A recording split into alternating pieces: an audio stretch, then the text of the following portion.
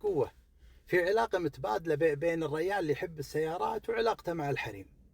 فالرجال اللي تشوفه ما يصبر على سيارة واحدة وكل سنة يغير سيارته، أو تلقى عنده سيارة صالون وسيارة وانيت وسيارة سبورت، هذا غالبا وده انه يصير عنده مسعدة صالون ومسعدة وانيت ومسعدة سبورت، بس ما يقدر لأنه يحاتي المسعدة الست راكب اللي عنده بالبيت.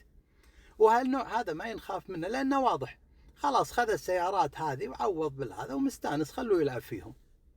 ونفس الشيء الرجال اللي لا صارت عنده سيارة يبدي يعدل عليها ويغير فيها، يركب لها دقمة، يركب لها كشاف، يحط لها فرو على الكشن.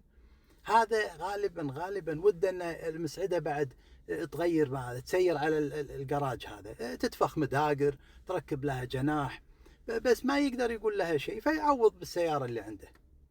فالحين نيشانكم سيايير ريايلكم، اذا للحين عنده شفر كابرس موديل 92 تايرها مفشوش، فهذا يبقى خلاص، هذا راضي بالقضاء والقدر وناطر الجنة، وإن الله يحب الصابرين. يلا.